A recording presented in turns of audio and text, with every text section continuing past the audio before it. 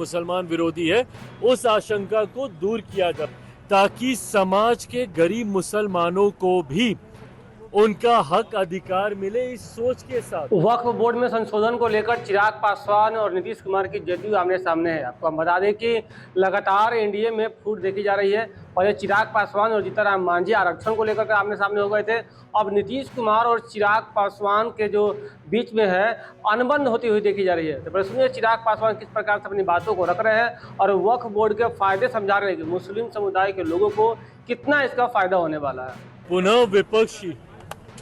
पुनः वही साजिश शुरू हुई है जहां पर दूसरों को भ्रमित करना, दूसरों को डराने का प्रयास पुनः विपक्ष ने शुरू किया। जिस तरीके से लोकसभा के चुनाव में आरक्षण खत्म हो जाएगा, संविधान खत्म हो जाएगा, इस तमाम तरीके की भ्रमित बातें करनी शुरू की, तो वहीं वक्फ बोर्ड में ये जो अमेंडेशन, ये जो उसको अमेंड करने का जो ये बिल आया है,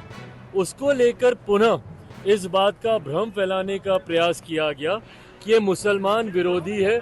मुसलमानों के हक छीनने के लिए इस कानून को लाया जा रहा है। जबकि अगर आप इसको पढ़ेंगे तो ये वक्फ बोर्ड में पारदर्शिता लाने की सोच के साथ इस कानून को लाया जा रहा है। इसमें कई ऐसी बातें हैं जिसका सुझाव जब विपक्ष सत्ता में था उन्हीं के द्वारा दिया गया था, पर उस वक्त क्योंकि ये लोग इसको लागू नहीं कर पाए थे और ये मामला लंबे समय से पेंडिंग था, और कई ऐसे मुस्लिम संगठन भी हैं जो इसकी समय समय पर पैरवी करते रहे, उन्हीं के हक अधिकारों को और मजबूत करने के लिए, ताकि समाज के गरीब मुसलमानों को भी उनका हक अधिकार मिले, इस सोच के साथ ये अमेंडमेंट लाया जा रहा था। पर क्योंकि पुनः इसको भ्रमित करने का प्रयास किया गया था और कहीं किसी के दिमाग में किसी तरीके की कोई शंका ना रहे, इसलिए लोक जनशक्ति पार्टी रामविलास ने भी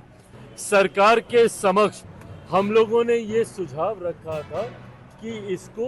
किसी भी कमेटी के समक्ष भेज दिया जाए। अब भले वो स्टैंडिंग कमेटी हो या ज्वाइंट पार्लियामेंट्री कमेटी हो, उसके समक्ष भेज दिया जाए ताकि जितने स्टेक होल्डर्स हैं,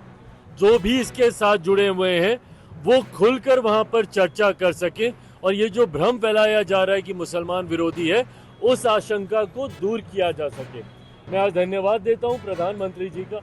और हमारी केंद्र की सरकार का कि इसको जहां सरकार ने सदन के पटल पर मजबूती से बिल को इंट्रोड्यूस करते हुए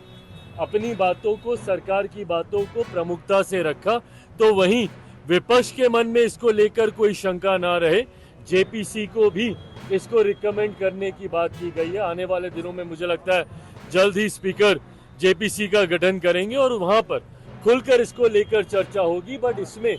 महिलाओं का रिप्रेजेंटेशन हो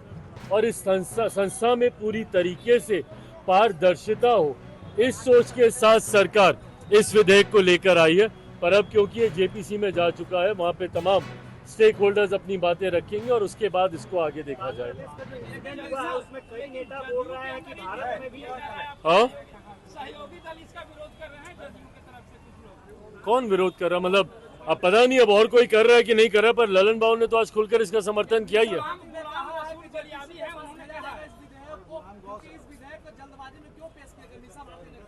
अरे भैया, जल्दबाजी में कहा, लंबे समय से इस विधेयक पे काम हो रहा था, बल्कि यूपीए के समय से इस विधेयक पे काम हो रहा था, और जल्दबाजी और अभी क्यों और तब क्यों, ये सवाल तो हमेशा रहता है। अगर इस विधेयक को आज से अगर हम लोग 6 महीना पहले लाते तो बोलते क्योंकि चुनाव है, तुष्टीकरण करना चाह रहे हैं इसलिए आप लेकर आए हैं। आज जब हम लोग लेकर एक ऐसे समय पर आए हैं जब दूर दूर तक 3 राज्यों का चुनाव भी अभी भैया दूर है, उसका भी अभी नोटिफिकेशन नहीं आया है, तो अभी क्यों लेकर आए, ये सवाल तो विपक्ष हमेशा पूछेगा। पर हाँ, जिसके लिए हम लोग कमिटेड हैं, और जहां तक रही बात भैया लोक जनशक्ति पार्टी रामविलास की, हम लोग का कमिटमेंट समाज के वंचित, समाज के गरीब वर्ग, समाज के अल्पसंख्यक वर्ग के साथ हमेशा से रहा है। मेरे नेता, मेरे पिता आदरणीय रामविलास पासवान जी का कमिटमेंट रहा है। ऐसे में